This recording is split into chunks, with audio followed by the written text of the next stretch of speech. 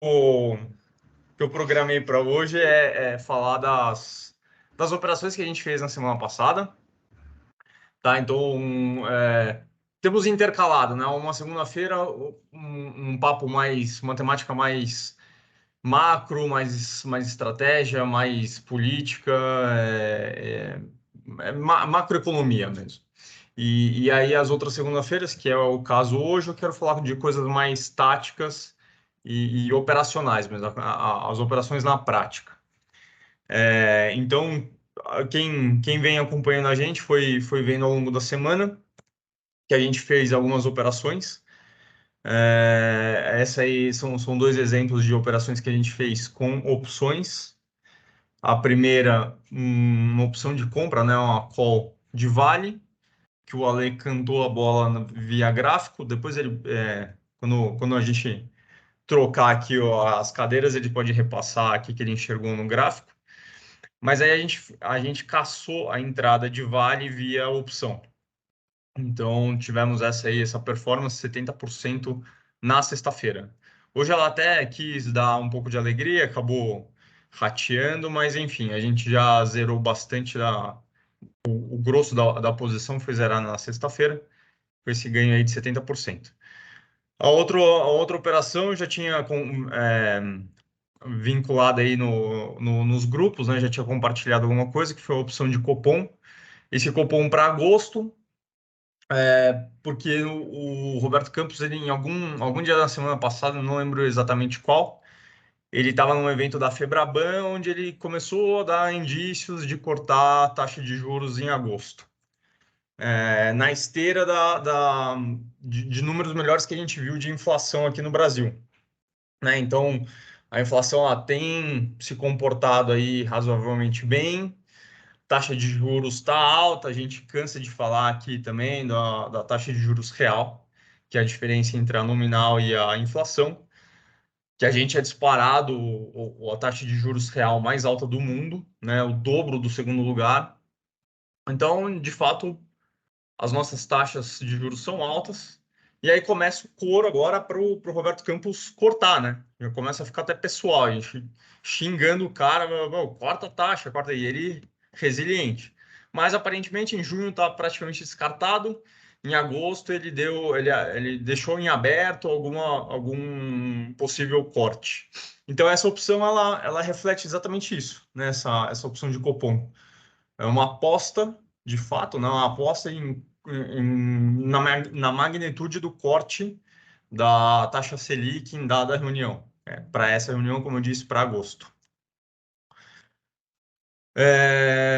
Só reforçando, né? A gente tem um canal aberto aí, se alguém quiser ir perguntando, interromper, quiser mais detalhes sobre alguma operação, é só avisar. A semana passada também foi emblemática aí para as nossas posições em ações de semicondutores. Esse gráfico da esquerda é NVIDIA, ou da direita a TSMC. São as duas que a gente mais gosta, mas o segmento como um todo dá alegria. Tem uma outra que chama ASML, que a gente gosta bastante também. O que aconteceu foi que a NVIDIA ela reportou resultado semana passada, e mais importante foi o guidance dela. Guidance é a narrativa que a empresa conta sobre crescimento futuro. O guidance dela foi basicamente dobrar de tamanho. Então, as ações refletiram bem, estão acumulado aí desde uns 6 meses aí, né?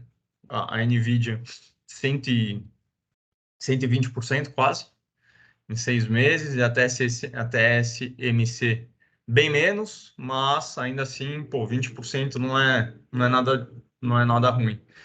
A TSMC é bem mais volátil, né, como vocês podem perceber, porque ela nada mais é do que a fábrica de semicondutores de Taiwan. E Taiwan tem muita geopolítica, né, envolvendo a ilha lá, se China vai invadir, se não vai, como vai, quem que vai proteger. Então acaba poluindo um pouco, mas a TSMC... Eu tô com um próximo, acho que é o próximo, então a TSMC é uma baita empresa e até para fugir um pouco das operações em si, né, dos resultados em si, Eu quis trazer esse slide que eu encontrei, porque voltou, semicondutores voltaram a ser moda, né? Na verdade, nunca deixou, mas como é um tema cíclico, então volta e meia ele fica mais constante, né? Enfim, entra em moda e sai.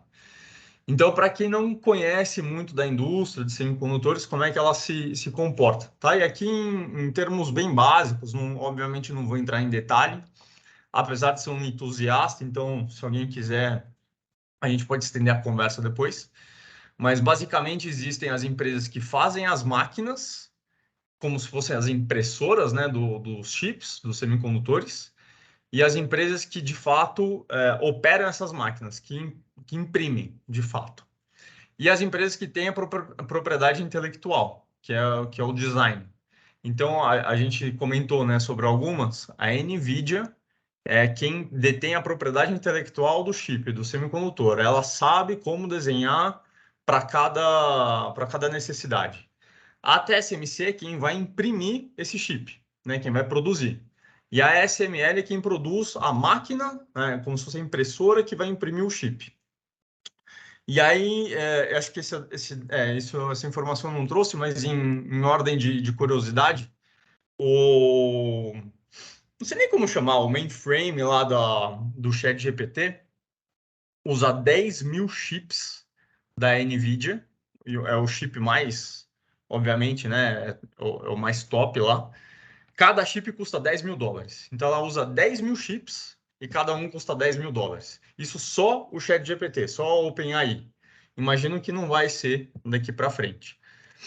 Que é basicamente esse outro gráfico que eu trouxe, que beleza, né? NVIDIA, ó, a pancada que deu, subindo, dobrando o tamanho aí em 6 meses, dobrando o valor da ação em 6 meses. É uma posição mais antiga, a gente carrega desde meados do ano passado, se eu não me engano, ou até antes. Mas, enfim, 6 meses aí, 100% de alta. Será que eu perdi, né? Será que dá tempo? Isso aqui é uma projeção que eu encontrei também de unidades. O chip de aqui seria o embarcado, né? Mas vamos tratar como unidades produzidas.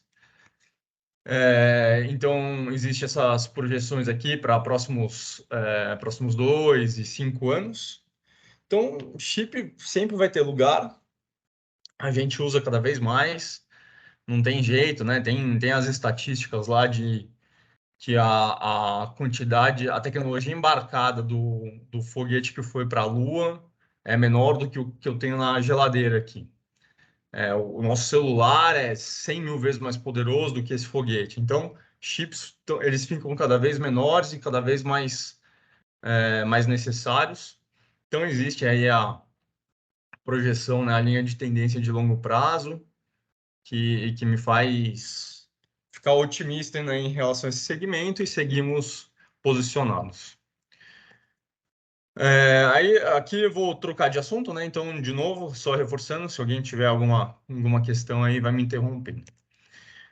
Aqui eu trouxe outro gráfico que é um tema constante também, né? A gente volta e meia a falar de China, mas sob uma outra ótica, que eu achei curioso, que é o impacto do mercado de luxo europeu. Então, é sabido, né, que é o consumidor chinês que sustenta o mercado de luxo da Europa. Então, todas essas principais marcas aí, a LVMH, a Hermès, enfim, todas essas, as principais, elas são sustentadas pelo mercado consumidor chinês, e na reabertura chinesa, a gente viu tem até um termo, né? Aquele consumo de vingança, revenge. Enfim, é o consumo é aquele que você compra na raiva. Você ficou 3 anos trancado em casa sem poder gastar, e agora você vai gastar na raiva. Então, a reabertura da China fez um barulho no mercado. E aí o que eu quis trazer aqui é uma outra, é o mesmo tema sobre uma outra ótica. Então a gente sempre fala, minério de ferro, sei lá, commodities em geral. aqui eu quis trazer a visão do mercado de luxo, né? Então, o que aconteceu desde o começo do ano, quando eu nem lembro quando a China reabriu, mas, enfim, esse gráfico mostra desde o começo do ano, deve ter reaberto mais ou menos por aqui, pancada, e agora a gente vê que a China, ela tá, a tese de reabertura foi superestimada em todos os segmentos, né? Não só minério de ferro, commodities, energia, mas também no mercado de luxo. Então, um dado diferente que eu quis trazer aqui. Vou falar um pouco de Brasil, só para a gente alinhar a agenda, tá? O que que eu vou fazer? Eu vou falar um pouco de Brasil agora, macro, aí eu falo um pouco dos Estados Unidos, macro, passo para o Ale para fazer considerações e detalhes sobre essa parte aqui. Então, eu quis trazer, esse aqui é o gráfico mais conhecido como Chupa Latam, que é o nosso superávit primário, né, da balança comercial para meses de abril. Então, tem 20 anos de dado aí, 23 anos de dado. Olha como a balança comercial, o superávit da balança comercial do Brasil vem subindo e é, obviamente, graças ao agro, né? E aí, quando a gente compara os principais players aí da América Latina, o crescimento foi impressionante. Claro, não é suficiente, né? Não apaga as besteiras políticas que a gente vê aqui dentro, mas realmente é louvável o poder da balança comercial, o que reforça e conversa com muita coisa que a gente comenta sobre dólar. Então, esse dólar dá para ver o copo meio cheio, o copo meio vazio, né? Ele só não está 6 por causa disso, mas também devia estar 4 e pouco, enquanto e ele não está por conta de questões extra-campo. Então, dito isso, né? Esse otimismo brasileiro aí, eu queria passar algumas, alguns múltiplos, algumas ideias que eu tirei de um relatório do BTG. Então, isso aqui o PL é um múltiplo bastante usado no mercado, até preço sobre lucro. Então, ele tem, como todo múltiplo, ele tem suas aproximações, tem suas falhas, mas como ele é um dos mais utilizados, a gente consegue parametrizar bem, né? Dá para comparar banana com banana. Então, isso aqui é o PL geral da Bovespa, né? Projetado para 12 meses. Veja que a gente está aqui no low desde 2005, né? Quer dizer, desde do que tem de gráfico aqui. Então, a nossa bolsa, né? O que significa? A nossa bolsa nunca esteve tão barata e ela está bem abaixo da média. Então, se essa média, a média seria esses 11, a gente está em 7, já chegou a níveis bem mais altos, mas está muito descontado. A tradução disso é assim, a bolsa está barata. Porém, barato é uma questão muito subjetiva, né? Depende muito do contexto, mas se a gente isolar esse contexto e considerar preço por lucro, a bolsa está bem barata. Tão barato ou mais quanto ela está o índice de small caps, que é o que na dica do dia aí do Edrei, é o que eu queria destacar, tá? Small caps, o índice mesmo, o fator beta, sem pensar numa empresa específica, eu acho bastante descontado. E é quem se beneficia mais com queda de juros, porque são as empresas mais alavancadas, com dívidas mais caras também. Então, a Vale, ela tem um perfil de dívida excelente, a Gerdau tem um perfil de dívida excelente. Agora, as empresas menores, né, essas small caps da Bolsa, o perfil de dívida não é tão bom. Isso significa que ela pode ter mais dívida e mais cara, ou as duas coisas ao mesmo tempo. Ela é mais alavancada ela toma dívida mais cara. Então, dado que também é um índice que está bastante descontado e é o que sai na frente quando a gente vê queda de taxa de juros, seria a minha dica da semana aí. Ficar de olho nesses small caps. E aí, como eu disse, né, o Ale traz o que o gráfico está falando sobre. Aqui um pouco mais de dados, né, de granularidade desses dois primeiros índices, que seria a gente quebrar por setor. Então, estamos vendo aí no acumulado do ano, aéreas retomando, né? Eu esqueci o termo, mas tirando atraso. Então, aéreas tirando atraso, porque apanham desde sempre, aí apanharam muito nos últimos anos. Na outra ponta, siderurgia e mineração, obviamente carregado aí por China, por recessão dos Estados Unidos. Então, tem toda uma narrativa recessiva. E o Ibovespa aqui meio na metade mesmo, então praticamente no 0 a 0 no acumulado do ano.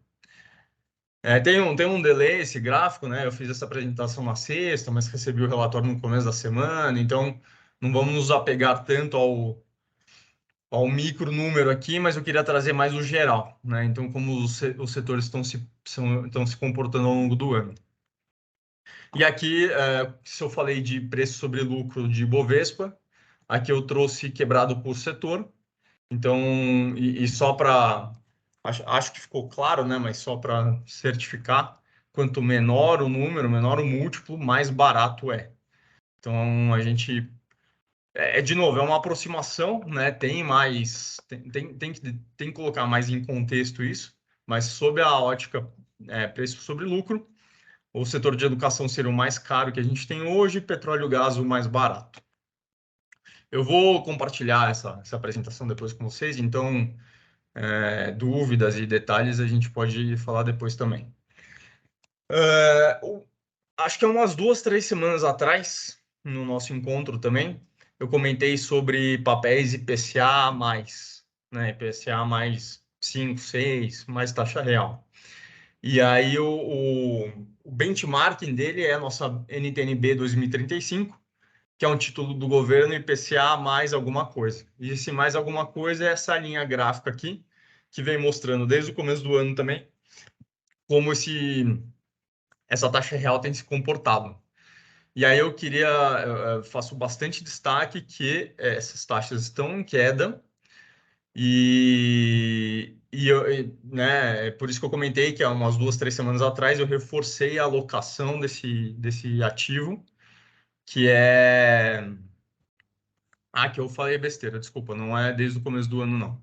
É ao longo da década, né? Então, como ele se comportou ao longo dessa última década. Mas, enfim, não muda o fato que o que eu quero trazer é o atual. Então, essas taxas estão em queda. É a nossa alocação preferida do Asset Allocation. Então, é onde é a base fundamental de todas as carteiras, esse IPCA+. Porque IPCA mais 5, assim, para uma NTN-B mais 5, para um crédito privado, a gente está falando em mais 7, mais 8. Essas coisas não existem. Esse, para mim, é o verdadeiro unicórnio do mercado. É raro de acontecer e está acontecendo e não pode deixar passar. Então, a chance da gente carregar ativos IPCA mais 8, IPCA mais 9,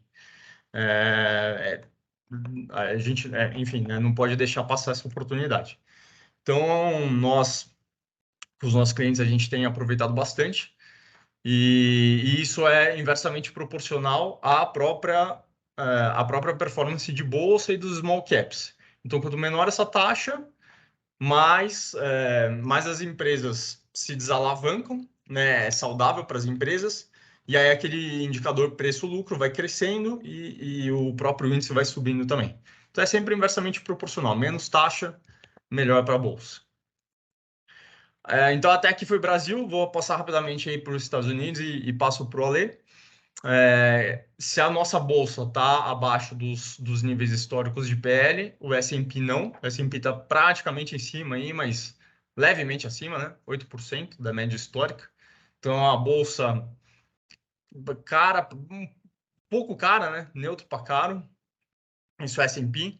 Nasdaq um pouquinho mais, vai consideravelmente mais, 20% acima da média histórica. E o equivalente a essa taxa de juros dele, né, o Equity Risk Premium, tá bem contraído, tá bem pressionado. Isso significa que não existe muito incentivo para você trocar ações por taxa de juros. A gente está exatamente no momento ao contrário, né? Então, o nosso Banco Central subiu muito a taxa, esmagou a bolsa, e agora a gente está fazendo um caminho inverso.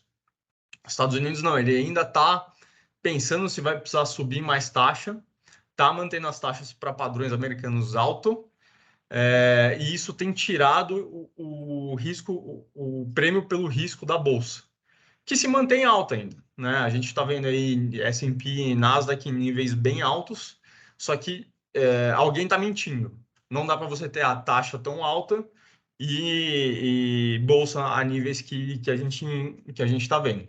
Então é exatamente o que esse equity risk premium está falando.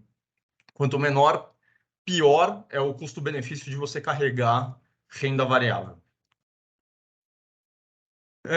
Opa. Aqui também um outro gráfico de curiosidade, que é o valor das empresas americanas contra o resto, Estados Unidos contra o resto do mundo aqui. Tá nas máximas, então a média histórica é 36%, está em 42%. Então, as empresas americanas hoje correspondem a quase 43% de todas as empresas do mundo. E aqui um pouco do que eu trouxe de Brasil também, trazer para os Estados Unidos, aqui sim o acumulado do ano. Então, Nasdaq. Desculpa, eu falei besteira de novo. Estou precisando de ajuda aqui, pessoal. Aqui é a performance dos índices globais, né? Então, acumulado do ano de Nasdaq, 24%, Japão aí que o Farias gosta, e a China tomando um calor na bolsa. O Brasil é esse EWZ, tá? 6% acumulado no ano, isso em dólar. E aí é isso. Parar aqui. É com você, Ale.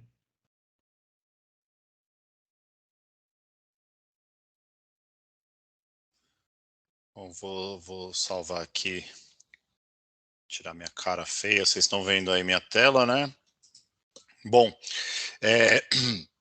como você terminou aí pelo S&P, eu vou começar também pelo S&P, né?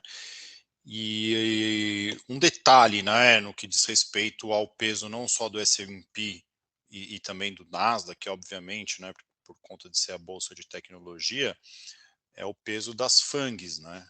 Facebook, Amazon, Apple, Microsoft e Google. Todos esses papéis, todos, sem exceção, estão muito forte, muito forte. E eles têm um peso ponderado no S&P muito grande também. E aí trazendo única e exclusivamente para análise técnica, né?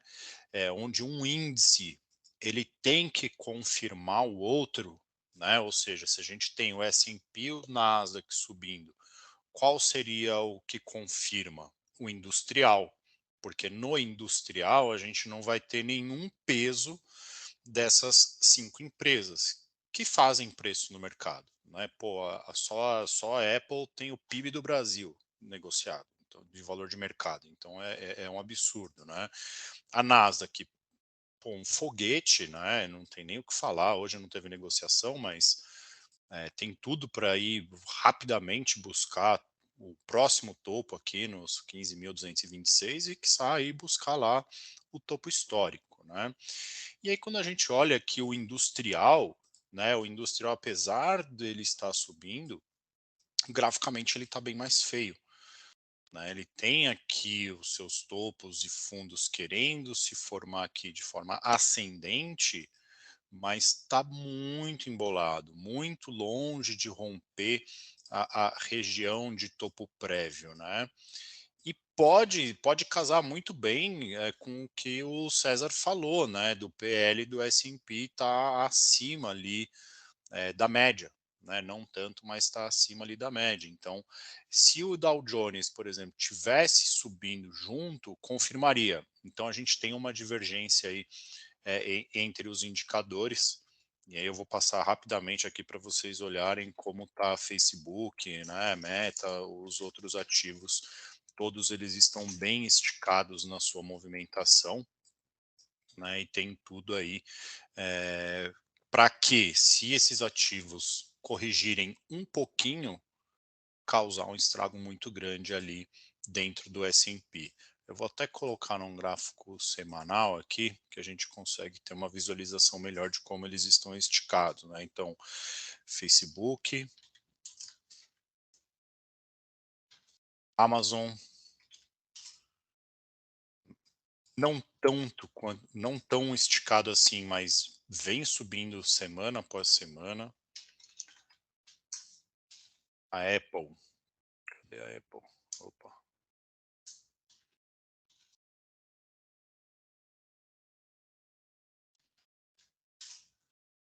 Apple praticamente no topo histórico, faltando aí pouca coisa para chegar no seu topo histórico.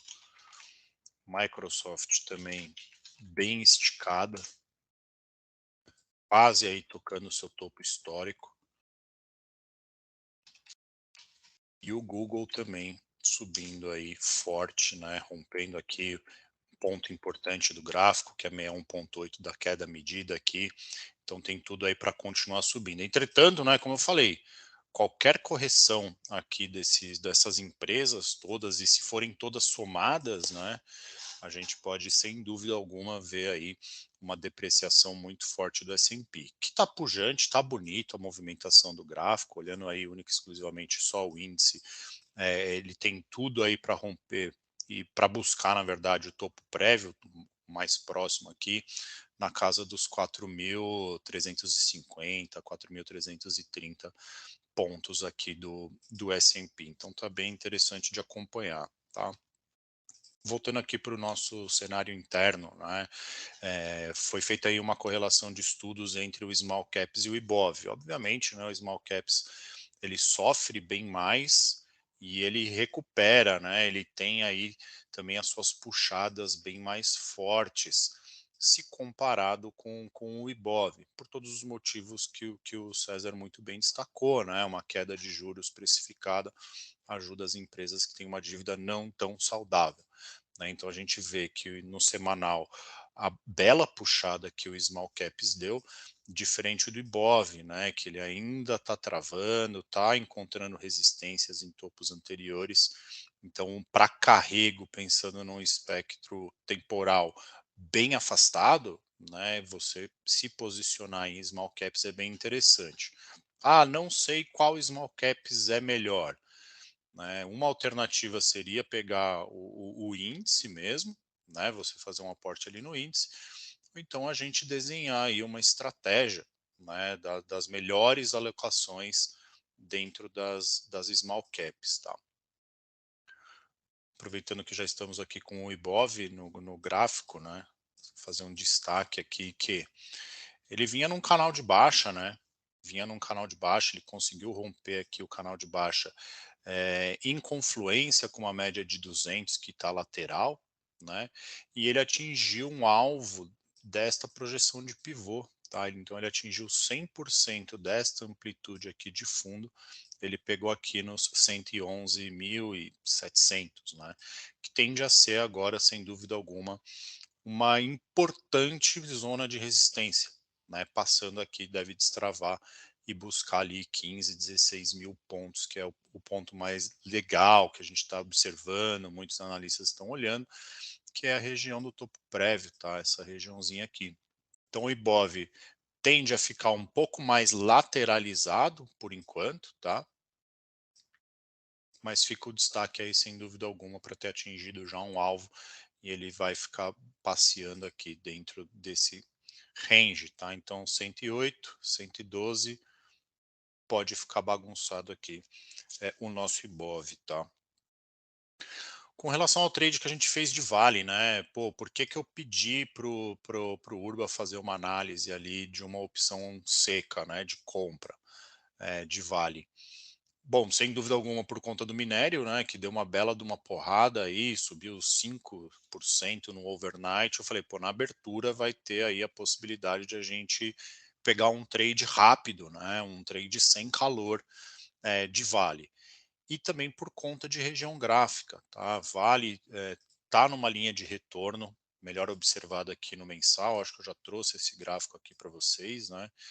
Então ele está dentro desse range, tá, com topos iguais e fundos maiores, tá? E ele atingiu aqui né, uma linha de retorno. Então era esperado e os deuses do minério colaboraram, né, para que a opçãozinha de Vale desse certo. Hoje pela manhã, vou até trazer aqui o Profit, eu falei, ó, gente, tem um alvo, né, deixa eu colocar aqui no log, tem um alvo, né, de Vale na casa dos 67,50, tá?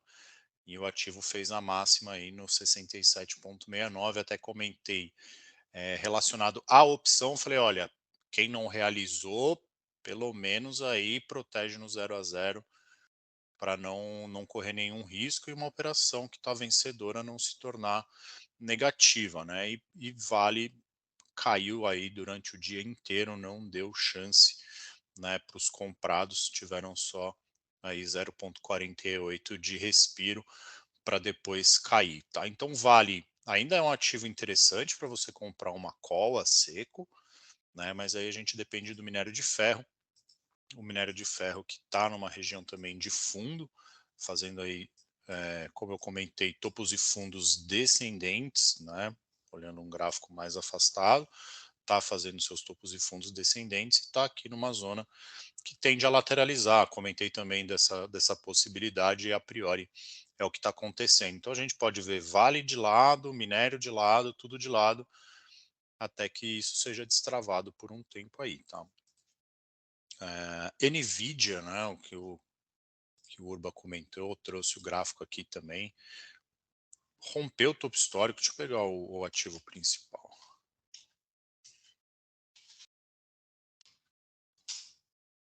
Ele rompeu o topo histórico, né, num baita gap, motivado pelo resultado. E o que eu tô analisando aqui, né? A gente tinha uma estrutura de fundo aqui, que é um ombro cabeça a ombro, tá? Uma figura clássica aí da análise técnica, e a gente pega toda a amplitude aqui de pescoço e projeta para cima. Então, eu trago um destaque aqui para uma acumulação no primeiro alvo, tá, dessa estrutura. Ele passou reto pelo segundo alvo e topo histórico, e ele tem agora a possibilidade de buscar o terceiro alvo ali na casa dos 490 dólares, tá? Um upside aí do patamar atual de preço de pelo menos 25%, tá? O que eu espero como grafista, uma vez que está bem esticado, né? É que ele faça pelo menos uma correção, né? Então ele fazendo uma correção, dá para buscar uma posição, né, nessa região aqui, para ver se ele de fato vai conseguir ter força para ir buscar os patamares comentados aqui de terceiro alvo, né, lá na casa dos 490 dólares. E a TSMC, que é a produtora dos chips, né, tem o mesmo cenário aqui, tá? Dá para identificar aqui também, não tão nítido quanto o Nvidia, mas a gente tem aqui também um ombro cabeça a ombro.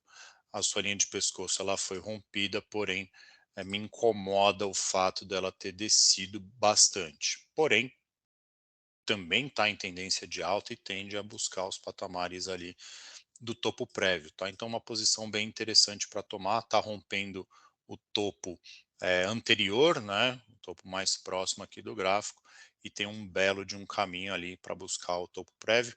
Topo histórico aqui daria aí aproximadamente 55,26. Perdão, gente, não é o topo histórico, não é assim, é o topo histórico, cerca de 50% aí para Taiwan, tá? Deixa eu olhar aqui se alguém mandou alguma coisa no chat, alguma dúvida. Não tem nada. Não, hoje Tá. não. Fiquei devendo então a Embraer, né? Comentaram ali no grupo sobre Embraer, uma tese aí da Nila, né? Eles surfaram aí 30% de alta aproximadamente no papel, e fomos questionados aí se ainda era válido, né, uma entrada. Colocando aqui no semanal também, tá? Pensando numa posição um pouco mais longa, a gente teve todo um movimento de alta, né? Ela começou ali opa, peguei errado aqui. Começou lá em finalzinho de 2020, ele corrigiu até uma região que eu gosto muito de observar, que é 61,8, fez uma estrutura de pivô, foi embora. Tá? Olha como ele está esticado na sua movimentação e está recuando. Né? Então, o fato de ele estar fazendo seus topos e fundos descendentes, né, sugere que ele vá buscar o terceiro alvo dessa estrutura, que seria ali na casa dos R$ 25,05, praticamente aqui este topo prévio. Então, o papel está bem interessante para quem está buscando uma posição de mais longo prazo. O cenário ficaria negativo, né, para a Embraer, ele reverteria essa tendência para queda se perder os 16,08. É uma queda aí de mais de 15% do patamar atual e tem um upside ali de pelo menos 33%. Então tem uma relação risco-retorno interessante para quem quiser estar buscando aí uma operação dentro de Embraer. No gráfico diário, com um pouco mais de ruído, né, mas eu quis trazer também o gráfico diário, fica a observação de novamente estar trabalhando acima de todas as médias, né, e eu sempre falo que as melhores compras ou vendas, elas saem das médias. Né, quanto mais próximo das médias, melhor.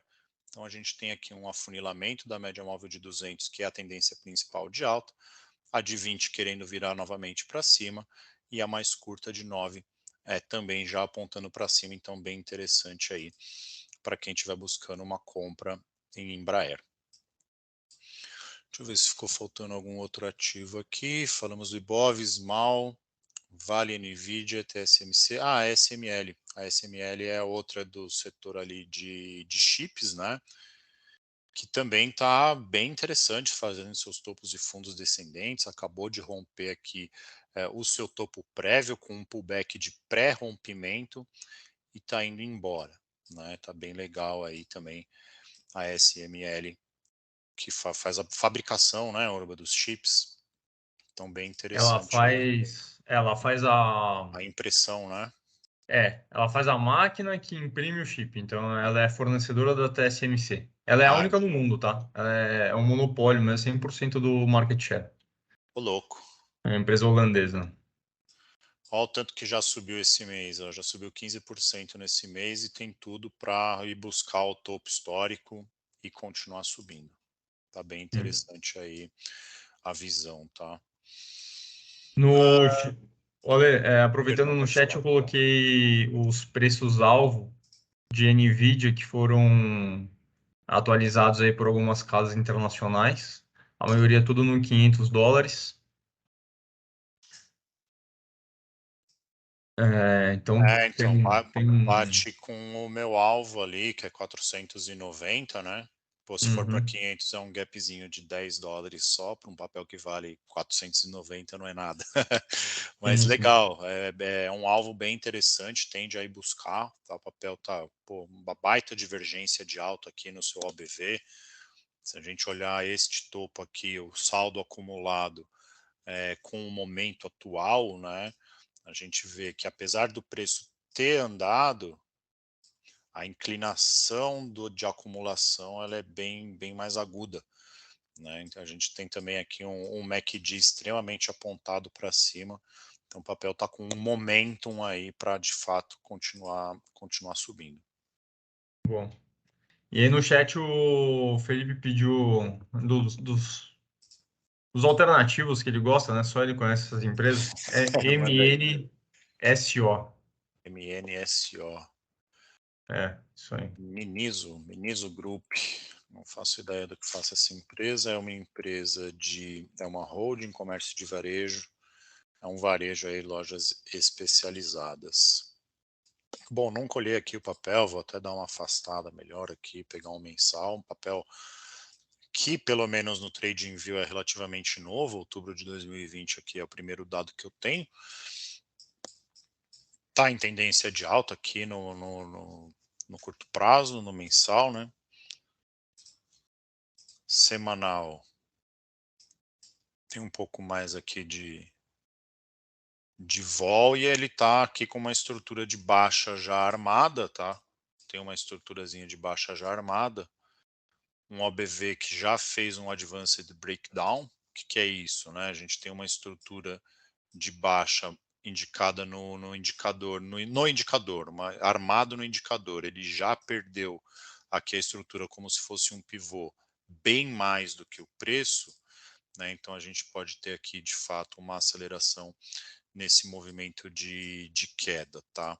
Ele tem já também um topo com menor, né? O que dá aí uma estrutura de fato de pivô, já rompendo esse fundo prévio aqui. Então ele pode sim buscar movimentos baixistas, já está abaixo das médias móveis também, então não seria nada estranho aí.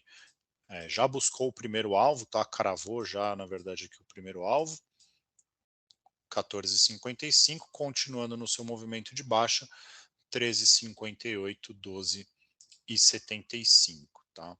Gosto também de usar como parâmetro os movimentos de retração do papel. Ele teria espaço, muito mais do que esses 3 alvos, para ir corrigir aqui até os 11 dólares e 9 centavos. Bom, Boa, acho que é é isso, isso. gente. Tem algum outro ativo, alguma coisa aí para analisar? Deixa eu ver aqui. Não, só isso. Ó, sem eu olhar aqui os seus preços alvos, eu cravei ali também o da Nvidia, hein? Tô Tá entre afiado com os 450 e estudos. 500, né? Tô afiado com os estudos. Show de bola. Aí. Mais alguma dúvida? Alguém que queira trocar alguma ideia, alguma observação de algum cliente? Eu acho que a ideia é sempre essa troca de informação, é aquela pergunta capciosa, né? O César até falou no início essa questão do Copom, da uma aposta que a gente fez foi semana passada, né, Urba, que a gente, nessa questão do Não, acho que a do Copom a retrasada, gente né? falou umas 2 semanas atrás que eu ia começar a monitorar porque eu tava sentindo cheiro de queda entre agosto e setembro mesmo. É, um ponto interessante, acho que é justamente isso, né? Investir é muito mais questão de timing. Agora, a gente estava no outro grupo, até a pessoa, acho que foi acho que foi o Edu Afonso que perguntou de questão de Embraer, né? Então, pô, a Sim. Embraer, a gente já entrou, ganhou e já saímos da operação, porque é agora que o mercado começou a olhar. Então, a ideia é essa, é aproveitar esses cenários, essa estratégia e tentar olhar um pouco adiante para poder ganhar nessas operações, ter essa combinação do César nessa análise mais macro, o Alê nessa análise técnica também, para a gente conseguir combinar isso e entregar melhor rentabilidade para os nossos clientes, conhecimentos. Se vocês tiverem dúvidas, gente, acho que com o tempo a gente vai pegando isso, mas é para trocar ideia também, não é uma questão de aula, né? É uma questão de a gente trocar informações, trazer dúvidas às vezes de cliente. O mercado está oscilando bastante, né? Para quem tem acompanhado, às vezes o cliente fica muito perdido nesse momento. O que eu faço, como eu faço, e é o nosso papel como consultor do cliente tranquilizar ele, para a gente saber o que a gente está fazendo. Teve um caso muito interessante de um cliente há um tempo atrás que ele veio reclamar. Ah, mas está abaixo do CDI. Quando foi olhar agora, né? Nem olha mais o CDI no retrovisor. Porque faz isso, a gente falou assim: olha, relaxa. Né? O Urba falou assim, né? Relaxa, eu sei o que eu estou fazendo. Confia no boleto que ele vem. Fala, Urba. Eu já fiz isso antes, né?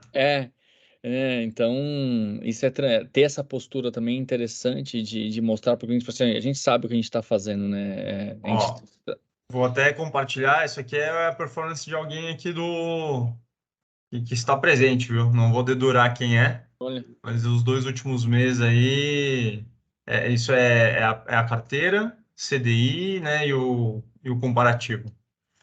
Então, porque, obviamente, as tacadas que a gente acerta, elas são exponenciais, né? 70% num dia, nem existe CDI para isso.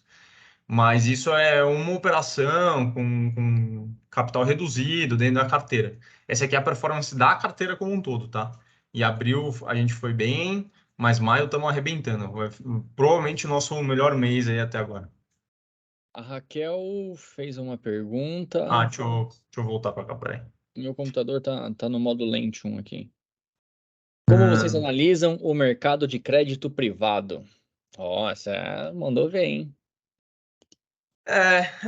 Acho que tem duas maneiras de responder. A primeira é se a pergunta for bem voltada para comitê de risco, a gente não tem, tá? Então a gente se utiliza de outras casas, por exemplo, uma Standard & Poor's da vida, que já emitem notas de crédito. Agora, se a pergunta foi mais no sentido macro, Eu foi acredito que tema. seja. Tá. Foi tema de algumas questões, foi tema de alguns encontros que a gente fez ao longo do ano, que eu esperava um credit crunch muito pior do que o que veio. Credit crunch é quando os bancos secam a torneira, né? Fecha a torneira, seca a fonte, não tem mais crédito para ninguém. Não que não tenha acontecido isso, tá? E foi meio traumático, mas eu esperava pior.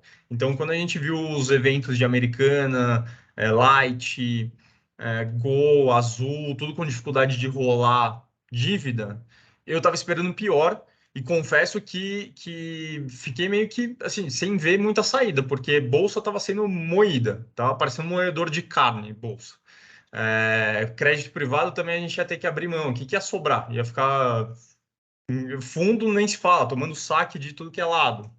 Ia ficar só em CDB, voltar para a idade das pedras, né? Investir em poupança.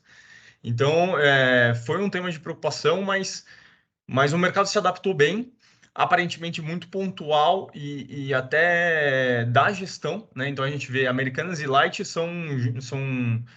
têm o mesmo dono, né? Compartilham os mesmos donos. E então a gente considerou que foi isso, foi um evento pontual, sem muita contaminação para o mercado de crédito. O que está acontecendo é natural, em termos cíclicos históricos, de uma taxa de juros alta. Então, o CDI nessa casa aí de 13, 14, 15, né? Empresa tendo que se financiar a 20% ao ano, né?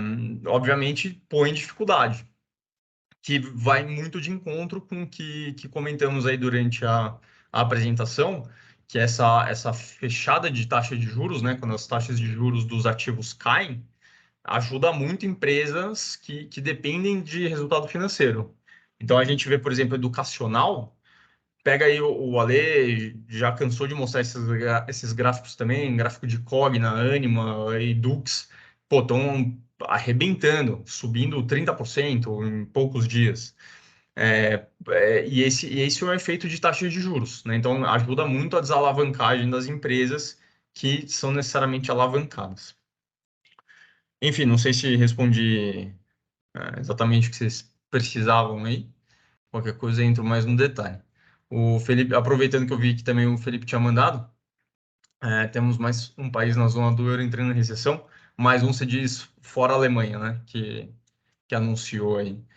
É, eu sempre também pintei esse cenário, que se fosse entrar em recessão, seria a Europa, porque o Putin fez de tudo para que o país sofresse o máximo possível. Um monte de fator ajudou para que isso não acontecesse, é, ou de uma maneira mais forte, ou mais rápida. Mas é possível sim, é uma região que depende muito da China, depende, como o mercado consumidor, né? Como eu mostrei os gráficos, depende muito de importação de energia, eles não são autossuficientes em energia, então é um país complicado, uma economia velha, poucas empresas de tecnologia lá na bolsa, né? De tecnologia de ponta. Muito dependente de turismo também, então que volta ao caso China. Cara, sinceramente, eu não ia estranhar se visse mais países, não. E tem os candidatos de sempre, né? França adora entrar em recessão lá, Espanha, Portugal não faz tanta, não dá não tem tanto peso, mas também. França e Espanha, se entrar, seriam os piores, hein? Acho que a ideia era essa, batemos 1 hora agora. Uma novidade, depois a gente vai lançar, vai divulgar, mas agora nós teremos o YouTube do Nila Insights, dentro do Nila Traders. Então, esse bate-papo, essa reunião, ela foi gravada, né, aliás. Só tivemos um erro de time de gravação, mas a culpa foi do Alê. Mas tem que culpar alguém. A culpa é minha, eu jogo em quem eu quiser. Então, mas daqui a pouco, provavelmente amanhã ou quarta-feira, tudo que foi conversado aqui, para quem quiser revisitar, dar uma olhada, é só se inscrever lá na página da Nila, Nila Traders, perdão, e acompanhar e seguir, vai poder ouvir toda segunda-feira. Então, 2 dias depois, esse vídeo vai para lá e a gente vai soltar algumas pílulas durante a semana também. Outra coisa será, não é nessa semana, mas na próxima, será uma compilação de relatórios. Então, a gente vai começar a fazer um resumo via relatório do que foi dito hoje, compilar e vai acumulando, tá? A ideia é acumular para vocês acompanharem. A exemplo do que foi dito a semana passada, quando a gente lançou as ações da Vale, a gente entrou, teve o ganho, e em seguida saímos. Então, para justamente buscar essa entrega para os clientes, olhar um pouco de forma diferente para o mercado, olhar numa estratégia diferente, para poder fazer o nosso cliente ficar feliz e ganhar dinheiro, né? Quer ganhar dinheiro, faça os outros ganharem dinheiro. Essa é a fórmula mais antiga, tirando o pequeno Jordan, que fez ao contrário, mas que fez as pessoas ganharem. Joia? Considerações finais, Ale, Eu Urban? tenho, fazer uma última consideração aqui, né? Todo domingo aí eu pretendo manter aí aos domingos, né? Porque aí a galera já na segunda-feira consegue abrir o broker e posicionar, se for o caso, né? Mas só para trazer aí o início da carteira, foi no dia 24 de abril, né? E com a atualização de ontem a gente estava aí com um acumulado de 7,12%. De rentabilidade, né? Então a carteira está indo bem também. Vale a pena, né? Vocês colocarem ali um percentual pequeno de vocês ou do cliente de vocês para ele ter um retorno ali que seja mensal a cada 15 dias, né? Por mais que não seja um retorno considerável olhando o montante da carteira total do cliente, mas sempre tendo ali alguma coisa entrando, eu acho que faz total sentido. Não acerto sempre, mas acerto. Não, e acaba empurrando a média da carteira para cima, né, Ale? Então, você Exato. acaba dando um pouco, pega ali um percentual, dependendo da carteira. O Urba faz isso também, eu já falava isso para a galera antes. Exato. Eu acho que faz sentido a gente fazer esse equilíbrio, pegar um pouco do trading, pegar um pouco de derivativos, montar essa... É diversificar. O mercado, tudo bem que Não, a tá... verdade é que os 3 pilares do asset allocation, sendo taxa de juros, beta e alfa, esse que o Ale traz, que é o alfa, é o mais difícil de achar mesmo. E ele está sempre entre 5% e 15% da carteira, a depender do perfil. Lógico, tem gente que passa dos 15, tem gente que não quer nem saber, mas entre 5 e 15 a gente sempre tenta respeitar o asset allocation. E é onde vem a pancada mesmo, porque taxa de juros é isso, a gente vai sempre pensar mais no carrego. Salvo exceções, né, como a gente está vendo agora, é sempre carregar. O beta acompanha o mercado, não existe um excesso de retorno, né? A gente vai ganhar o que o mercado está ganhando, perder também. E o alfa é onde, de fato, fazemos o nome. Então, sempre precisa desse componente. É isso. Ó, essa daí tem que ir pro livro, hein? Ficou legal essa vai para análise do relatório. Joia?